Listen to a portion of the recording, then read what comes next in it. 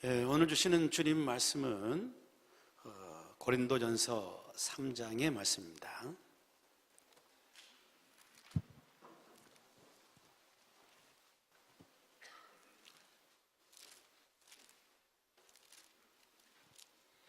삼 장 10절에서 15절까지 말씀 찾으셨으면 아멘. 자, 우리 다 같이 합독하십니다. 내게 주신 하나님의 은혜를 따라 내가 지혜로운 건축자와 같이 터를 닦아두매 다른 이가 그 위에 세우나 그러나 각각 어떻게 그 위에 세울까를 조심할지니라. 이 닦아둔 것 외에 능히 다른 터를 닦아둘 자가 없으니 이 터는 곧 예수 그리스도라. 만일 누구든지 금이나 은이나 보석이나 나무나 풀이나 짚으로 이 터 위에 세우면 각 사람의 공적이 나타날 터인데 그날이 공적을 밝히리니 이는 불로 나타내고 그 불이 각 사람의 공적이 어떠한 것을 시험할 것입니다. 만일 누구든지 그 위에 세운 공적이 그대로 있으면 상을 받고 누구든지 그 공적이 불타면 해를 받으리니 그러나 자신은 구원을 받되 불 가운데서 받은 것 같으리라. 아멘.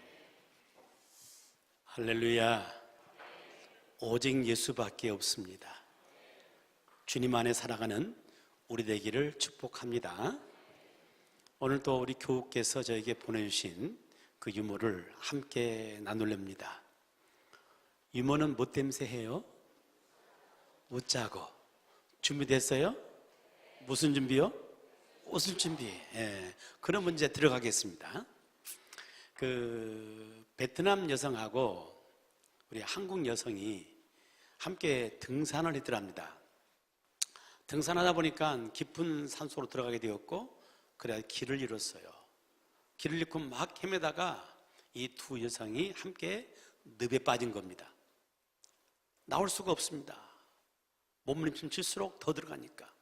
그래가지고 사람 살려라고 소리를 친 겁니다. 그랬더니 마침 그 산에 나무하러 왔던 나무꾼이 그 소리를 듣고 급히 달려온 거예요. 상만 이렇게 파가더니 한국 사람인데 한국 여성을 먼저 구하는 것이 아니라 베트남 여성의 손을 내밀어 가지고 베트남 여성을 끄집어냈습니다. 그리고는 이제 한국 여성을 건져내야 할 것 아닙니까? 그런데 한국 여성을 건져낼 생각을 하지 않는 거예요. 그러니까 다급해진 그 한국 여성이 살려달라고 애원을 하고 또 그 옆에 있는 베트남 여성을 왜 구해주지 않느냐고 막 이렇게 또 채근거렸습니다. 그때 그 나무꾼인 남성이 한마디 말을 했는데 두 여성이 아무런 말도 못했대요. 뭐라고 말했냐 하면은 한국 여성은 함부로 손잡았다가 성추행범으로 몰려요. 그러더라는 겁니다.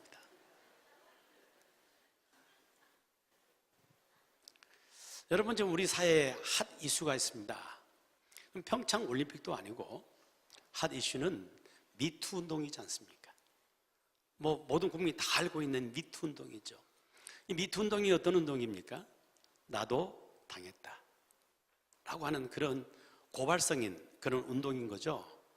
이 운동은 우리나라 시작된 것이 아니죠. 2006년 미국에 시작된 운동입니다.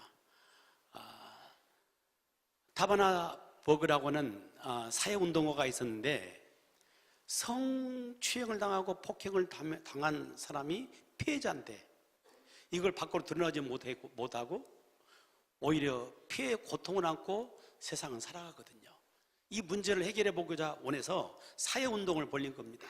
미투 운동을 벌려가지고 SNS 상에 다 그것을 고발하고 폭로하도록 그렇게 만든 겁니다. 그것이 우리나라에서는 올해 들어가지고 그 서지현 검사가 먼저 발단이 됐죠. 검사인데 검사가 성추행 당해요. 어디서? 검찰 내에서. 우리 그걸 보면서 엄청난 충격을 받았죠. 그 서슬 푸른 그 검사도 성추행 당하는구나. 이런 충격을 받았잖아요.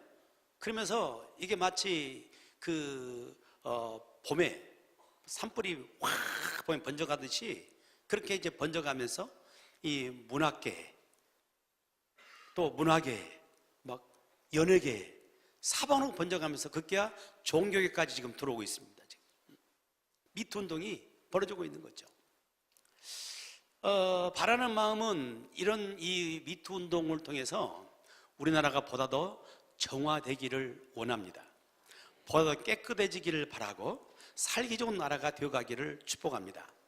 이 시점에서 제가 하나의 유행어를, 이 사회의 유행어를 만들어낸다면은 제가 만들 테니까 여러분 퍼뜨리세요.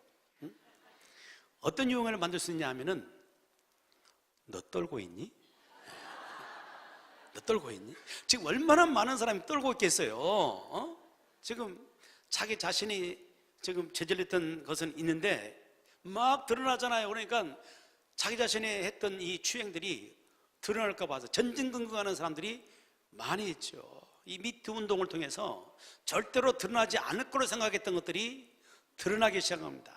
밝혀지기 시작하는 것이죠. 그런데 그럼에도 불구하고 밝혀지지 않는 부분들이 굉장히 많이 있을 거예요. 왜냐하면 용기 없어서 당하고도 미투 운동에 참여를 못한 사람도 있을 것이고, 어떤 사람들은 그것을 드러냈다가 자기한테 올 불이익, 나만 문제가 아니라 내 자식에게까지도 어떤 불이익이 올 것인가, 뭐 이런 거 들어오니까 그것을 드러내지 못하는 이런 경우도 많이 있을 거예요. 하지만 반드시 모든 것이 명명백백하게 드러나는 순간이 있는 겁니다. 우리 인생 가운데 뭐 이런 성적인 문제만 아니라 우리 모든 삶 자체가 완전히 드러나지는 그런 순간이 우리에게는 온다는 겁니다. 그게 바로 언제냐? 오늘 본문 말씀 13절에 보니까 각 사람의 공적이 나타날 터인데 언제 나타난다고요? 그날이 공적을 밝히리니, 그날이 있는 겁니다. 우리 인생에는 그날이 있어요. 그날이 어떤 날이에요? 그날은 주님 앞에 서는 날인 것입니다. 아멘. 누구나 서야 되는 거예요. 그날은 하나님의 심판대 앞에 서는 바로 그날이에요. 그날이 우리에게 있는 겁니다. 마치 모든 물이 바다에서 만나는 것처럼 우리는 모든 인생을 살고 하나님 앞에서 반드시 만나게 되는 것이고 그 앞에 서게 되어 있는 겁니다. 모든 물들이, 어떤 물들은 산 꼭대기에서 시작되기도 하고, 어떤 분은 골짜기에서 시작되기도 하고, 어떤 물은 들판에 있는 우물에서 시작되기도 해요. 이런 물들이 시작됩니다. 그러나 결국은 흘러가지고 결국은 바다에서 다 만나는 겁니다. 어떤 물은 아시아에 시작되기도 하고, 어떤 물은 유럽에 시작되기도 하고, 어떤 물은 아프리카에 시작되기도 하고, 어떤 물은 남아메리카, 북아메리카에 시작되기도 하고, 어떤 물은 오세아니아에서 시작돼요. 각각 출발점은 다를지 몰라도 다 바다에서 만나는 겁니다. 마찬가지로 인생을 살아가는 모습이 다 다릅니다. 사는 것도 다 달라요. 다 다른 모습이지만은 결국은 우리가 하나님 앞에서 서야 되는 것은 동일한 것이고, 우리의 그날에 있다는 것은 동일한 거예요. 그날은 우리가 살아왔던 모든 삶에 대해서 명명백백하게 다 드러난 그날이 우리에게 있다는 사실을 잊지 않기를 축복합니다. 그러므로 우리 인생을 잘 살아야 되는데, 우리 인생을 잘 산다는 것이 바로 뭐냐? 오늘 본문의 말씀 보게 되면 우리 인생을 살아가면서 한 채의 집을 짓는 것이라 했습니다. 10절 말씀 보게 되면 내게 주신 하나님의 은혜를 따라 내가 지혜로운 무엇과 같이 건축자와 같이, 그런 말씀이 있습니다. 인생이라는 말은 뭐냐면은, 인생은 한 채의 집을 짓는 건축가란 말이에요. 건축가는 집을 짓는 자잖아요. 우리 인생도 마찬가지입니다. 인생을 살아가면서 짧디 짧은 인생을 살지만은 그 인생을 살면서 한 채의 집을 짓는 거예요. 그 집을 잘 짓기를 축복합니다. 그 집을 잘 짓기를 축복합니다. 잘 짓고 묻고 잘 짓세 우리 집 잘 짓세 만세반석 위에다 우리 집 잘 짓세. 잘 지어야 돼요. 인생은 집 짓는 겁니다. 내 인생에 집을 짓는 거예요. 어떻게 지어야 잘 짓는 것입니까?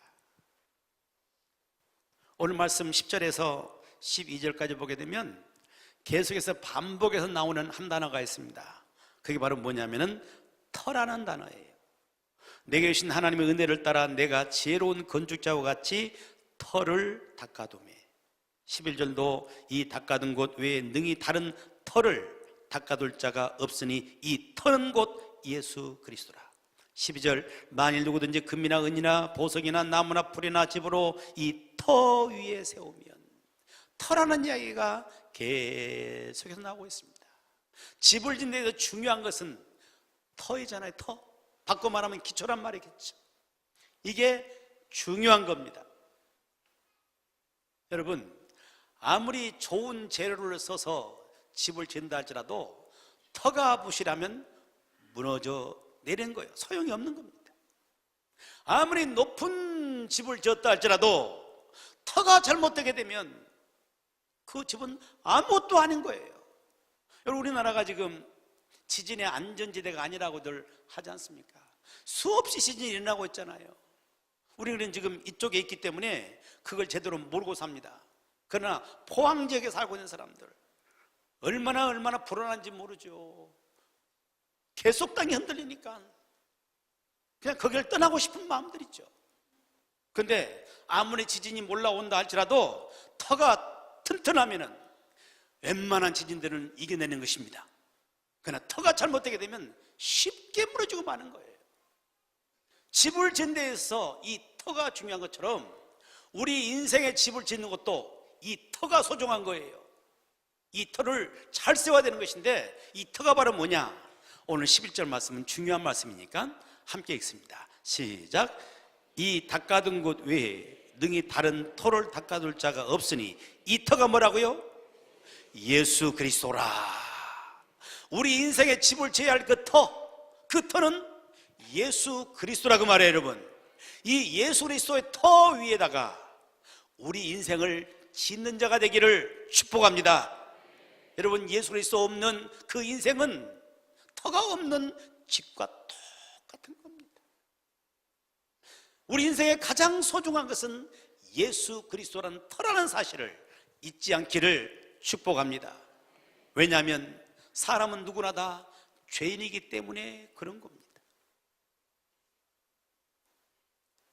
의인은 없나니 하나도 없는 거예요. 모든 사람의 죄를 범하였음에 하나님의 영광에 이르지 못한다고 했습니다. 우리는 이 죄로 인해서 하나님의 진노의 대상이에요. 죄로 인한 진노의 대상이에요. 이게 우리의 실상인 겁니다. 지금 미투 운동의 가해자들을 바라보면서 많은 사람들이 그를 비난하고 정죄하죠. 가해자 분명히 그 죄인이에요. 죄인입니다. 그런데 그를 향해서 비난하고 정죄하고 있는 우리는 깨끗하나요? 물론 성적인 그런 부분에서는 아닐지 모르지만 우리 역시도 죄인이라는 사실은 부인할 수가 없는 것이죠. 모든 사람이 죄인이에요. 의인이 없는 겁니다. 그래서 하나님의 진노 앞에 있을 수밖에 없는 우리 자신이에요. 이 진노에서 나를 구원할 자가 누굽니까?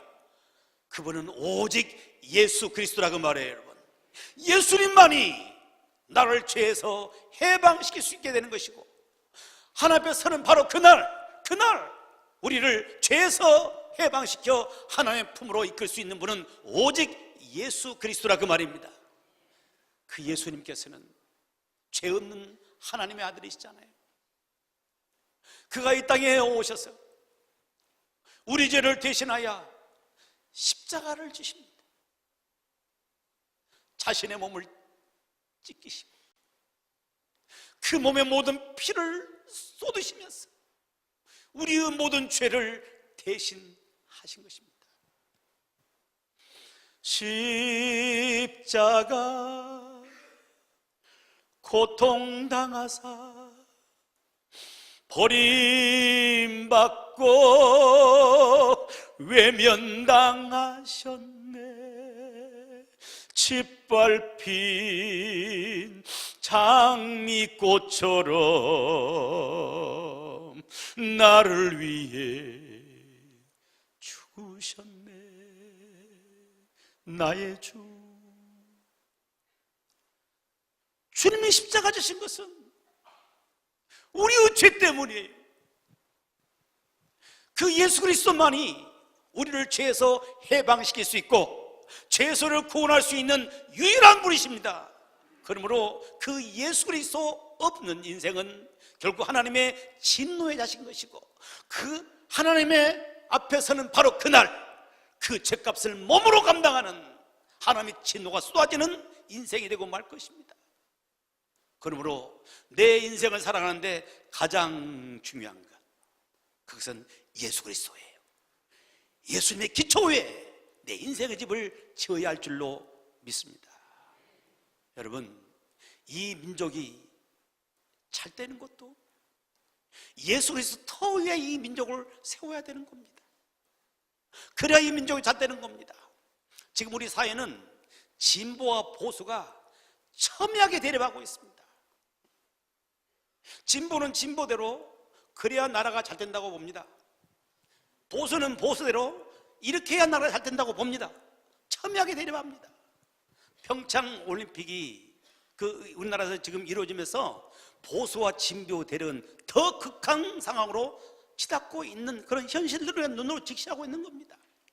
여러분, 보수로 가야 나라가 사는 겁니까? 진보로 가야 나라가 사는 겁니까?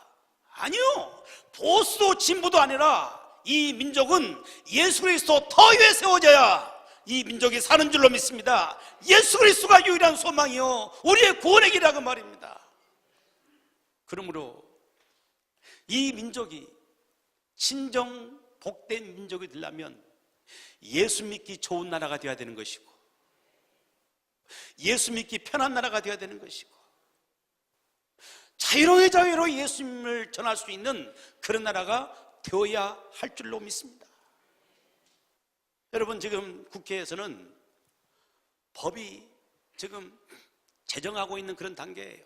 헌법을 새로 개정한다고 하고 있지 않습니까? 그런데 헌법이 개정되는 헌법이 예수 그리스도를 믿기 좋은 방향으로, 이 민족이 예수 그리스도를 믿는 그런 나라로 세워가는 그런 헌법으로 세워가야 할 줄로 믿습니다. 그래야 이 민족이 복되는 거예요. 그런 의미에서 볼 때 차별금지법이라는 이 법은 절대로 통과돼서는 안 되는 겁니다. 아니, 만들어져서도 안 되는 것이고 논의돼서도 안 되는 것이고 절대 통과돼서는 안 되는 겁니다. 여러분, 겉으로 포장된 차별금지법, 약자들을 보호하는 법, 좋은 의미죠. 얼마나 좋은 겁니까? 그렇게 해야 돼요. 뭐 장애인들이랄지, 약자인 어린 아이들이랄지, 노인들이랄지, 뭐 여성들이랄지, 뭐든 약자들을 보호하는 것 당연히 해야 할 일이에요. 그러나 차별금지법 그 속에는 무시무시한 사탄의 발톱이 들어있는 겁니다. 이 통과되게 되면은 옳은 것을 옳다고 말 못하는 거예요. 그런 것을 그렇다고 말을 못하는 거예요. 그러면 차별하는 것이니까 법에 제한을 받게 되는 것입니다. 여러분, 이 법이 통과한다면은 동성애가 잘못됐다는 얘기 할 수가 없어요. 차별되니까 말 못하는 겁니다. 이슬람이 테러의 집단이라는 말도 할 수도 없는 거예요. 잘못해도 말 못하는 거고, 이단이 이러이러한 문제가 있다라고 말도 못하는 거예요. 차별이니까. 가장 심각한 것은 옳은 것을 옳다고 말 못하는 겁니다. 예수 그리스도가 유일한 구원자십니다. 그분만이 인생의 터가 되는 것입니다. 이 말 할 수가 없다니까요. 그렇게 하면 차별되는 것이기 때문에. 다른 종교가 차별되니까 이 말도 못하는 거예요. 여러분, 유럽이 왜 저렇게 영적으로 완전히 망가졌습니까? 망가진 이유가 바로 뭐예요? 원래 기독교의 그런 그 영적인 흐름이 있던 그런 유럽 아닙니까? 왜 이렇게 망가져요? 망가진 이유는 차별금집이 통과되고 난 다음에 예수 그리스도를 믿으라는 말을 전할 수가 없어요. 전도도 할 수 없는 거예요. 영적으로 완전히 황폐한 그런 국가들이 되고 있는 것을 우리 눈으로 똑똑히 보고 있는 것입니다. 여러분, 이 민족이 복된 길은 보수도 아니고 진보도 아니라 예수 그리스도를 잘 믿는 나라가 되는 것입니다. 예수님을 자유로이 전할 수 있게 되는 것이고, 그래서 이 민족을 통해서 그 예수 그리스도를 세계 만방에 전할 수 있는 그런 나라가 되어야 이 민족이 진정한 복을 받는 민족이 되는 줄로 믿습니다. 우리는 민족을 사랑합니다. 내 민족을 사랑하기 때문에 우리 민족이 모두가 다 구원받기를 바랍니다. 모든 민족이 구원받는 것은 오직 예수 그리스도를 믿는 길이요, 예수님을 섬기는 길이요, 그 길만이 온 민족이 구원받는 길이라는 사실을 잊지 않기를 바랍니다. 우리 인생의 집을 지어가고 이 민족의 집을 지어가는 가장 중요한 터, 이 터는 예수 그리스도인 것입니다. 그 터 위에 세워가기를 축복합니다. 그 예수 그리스도 터 위에 세워가는 데에서 그 어떤 것도 타협하지 마세요. 예수 그리스도만이 우리의 생명이요, 우리의 진리요, 우리의 소망인 것입니다. 여기는 절대로 타협이 생겨서는 안 되는 것이죠. 우리나라에 탈북자가 지금 얼마나 많이 생겼냐면은 눈에 보이지 않게 벌써 3만 명이 탈북자가 생겼답니다. 3만 명이에요. 북한을 탈출해서 온 이 우리 남한 쪽에만 있는 그런 탈북자가 3만이요. 세계 각지에 흩어져 있지만 3만 명이 남았습니다. 이 사람들은 왜 정든 고향, 정든 일가 친척들을 버리고 이렇게 탈북해 왔습니까? 이유가 바로 뭐예요? 탈북하는 과정이 쉽습니까? 탈북하다 잡히면은 목숨을 잃는 거예요. 목숨을 내놓고 탈북한 겁니다. 서로 그 눈을 피해가 탈북했다 할지라도 여기까지 오는 과정이 쉽습니까? 얼마나 많은 죽을 고생들을, 고난의 과정을 겪어서 여기까지 내려온 사람이 3만이라고요. 뭐 때문에 내려왔어요? 뭘 찾아서요? 뭘 길이 없으니까 생계를 위해서 내려왔고, 자유가 없으니까 자유로 나왔잖아요. 여러분, 저들은 생계를 위해서, 목숨을 위해서 자신의 생명을 내걸고 이곳을 찾아온 사람들이에요. 그런데 자유보다도, 생계보다도 더 중요한 것은 예수 그리스도예요. 예수 그리스도 없이는 아무것도 없는 겁니다.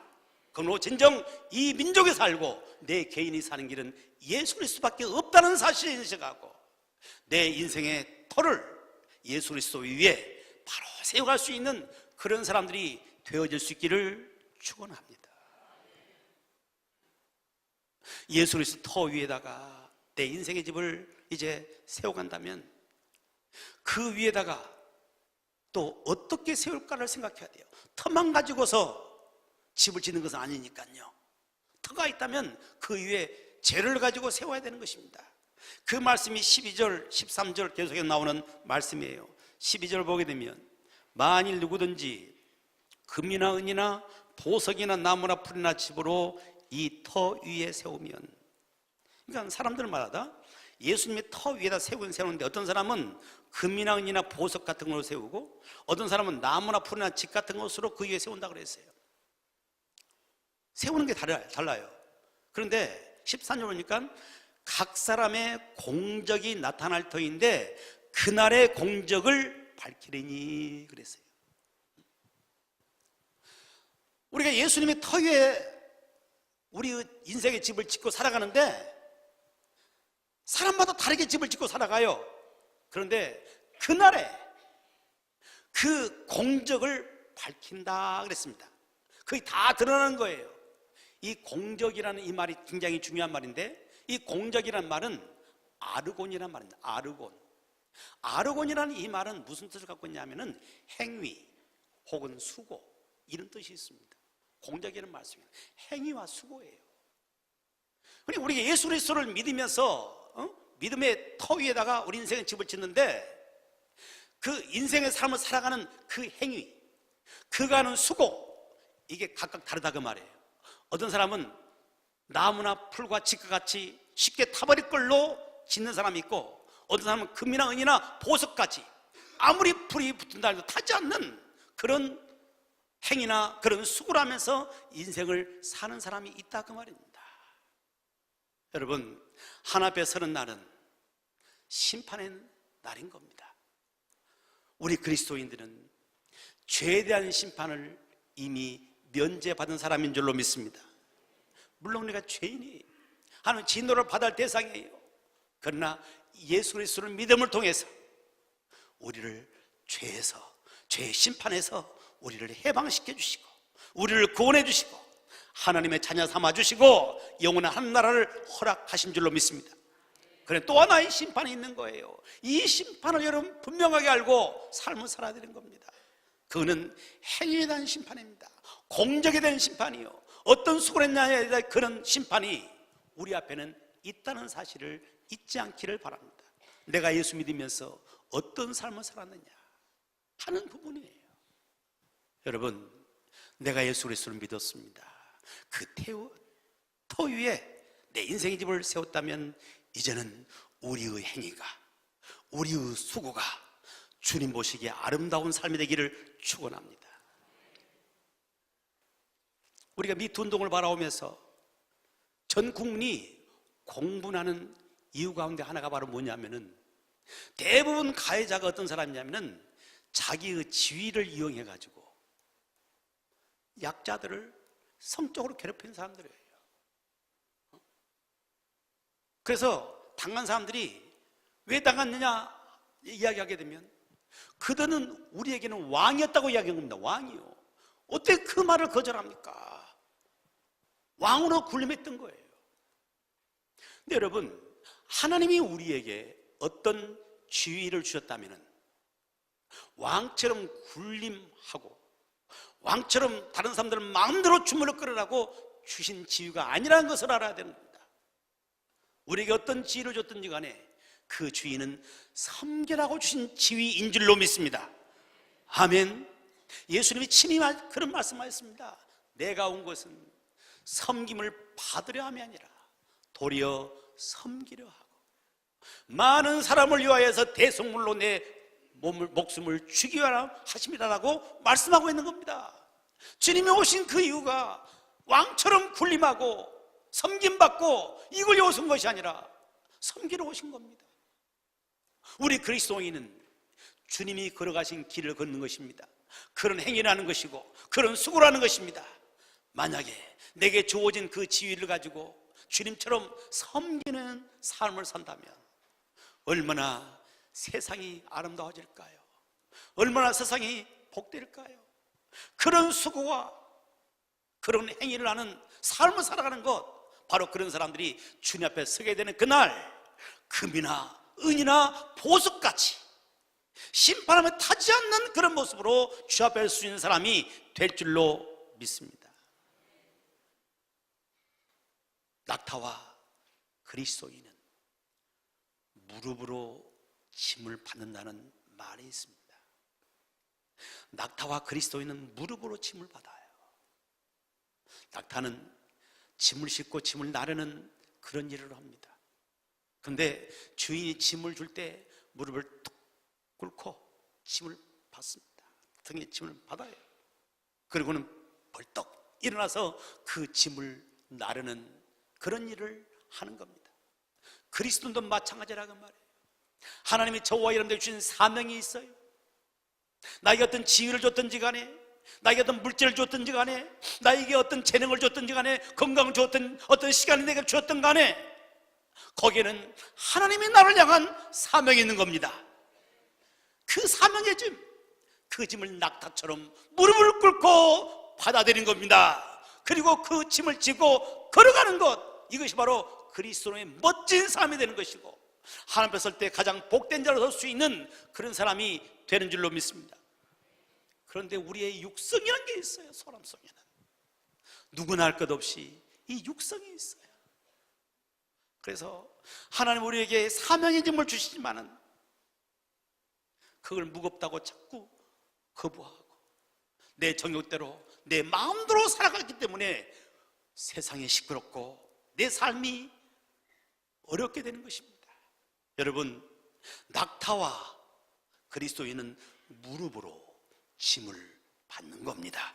하나님의 저와 이름 주시는 그 사명의 짐을 무릎을 꿇어 받으시고 그 짐을 달게 지면서 주님 앞에까지 나갈 수 있는 저와 이름의 삶이 되기를 축원합니다. 인생은 또한 비에서 디사이라는 유명한 말이 있지 않습니까? 인생은 벌드, 태어남부터 데드, 비에서 디까지, 죽음까지 그 사이가 뭐가 있다고요? 시가 있다. 시는 뭐예요? 초이스, 선택인 겁니다. 날 선택의 순간이에요. 태어나서 죽는 그 순간이 늘 선택하는 겁니다. 우리가 어떤 선택을 하고 어떤 집을 짓느냐에 따라서 하나님 앞에서는 바로 그날 영광스러운 삶도 되기도 하고 부끄러움밖에 남지 않는 삶도 되는 것입니다. 이 땅에서는 사는 가장 중요한 예수 그리스도를 터를 삼아서 인생의 집을 짓기를 축복하고 그 위에다가 하나님이 내게 주신 사명의 거침을 낙타처럼 무릎 꿇어 받아가지고 묵묵히 감당하면서 그 길을 걸어가면서 주 앞에 서는 날 영광스러운 자 되기를 주님의 이름으로 축원합니다.